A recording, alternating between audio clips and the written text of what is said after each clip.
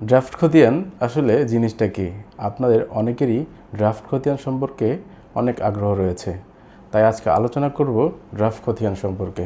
আসসালামু আলাইকুম, আমি আহসান হাবিব রিফাত, অ্যাডভোকেট, ঢাকা জজ কোর্ট। আজকে আলোচনা করব ড্রাফট খতিয়ান নিয়ে। চলুন দেখে আসি একটি ড্রাফট খতিয়ানে কি কি রয়েছে এবং ড্রাফট খতিয়ান কেন গুরুত্বপূর্ণ। এটি হচ্ছে একটি ড্রাফট খতিয়ান, যা আপনারা ওয়াকিং খতিয়ান নামেও চিনে থাকেন। এই ড্রাফট খতিয়ানের উপরে রয়েছে খতিয়ান নাম্বার, ডিপি নাম্বার, জেলা, উপজেলা, মৌজা নাম্বার, জেল নাম্বার এবং রেভিনিউ সার্ভে নাম্বার। উপরের যে খতিয়ান নাম্বারটি দেখছেন, এটি কিন্তু চূড়ান্ত নয়। ডিপি নাম্বার, ডিপি অর্থ হচ্ছে ড্রাফট পাবলিকেশন, যেটি চূড়ান্তভাবে প্রকাশিত হয়। এখানে সেই নাম্বারটি দেয়া রয়েছে।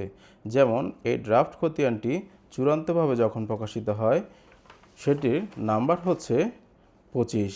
এই খতিয়ানটি ড্রাফট খতিয়ানের চূড়ান্ত প্রকাশনা।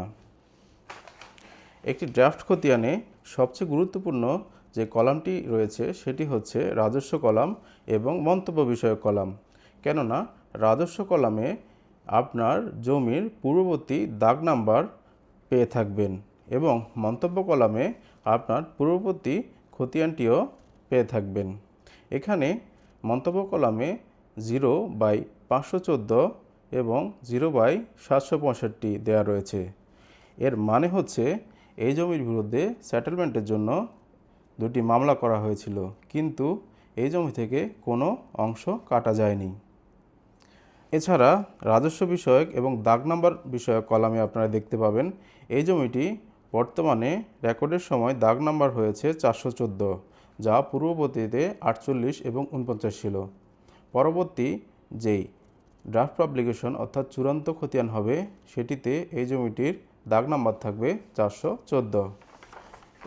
এই জমিটির দাগ নাম্বার মানে খতিয়ান নাম্বার 25 এবং দাগ নাম্বার হচ্ছে 414।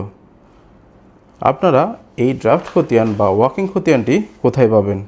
এটি যে কোনো জোনাল সেটেলমেন্ট অফিসে পাওয়া যেতে পারে।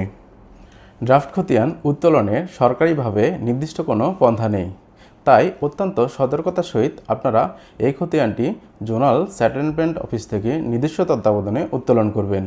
অনলাইনে কাউকে টাকা দিয়ে প্রতারিত হবেন না। ধন্যবাদ।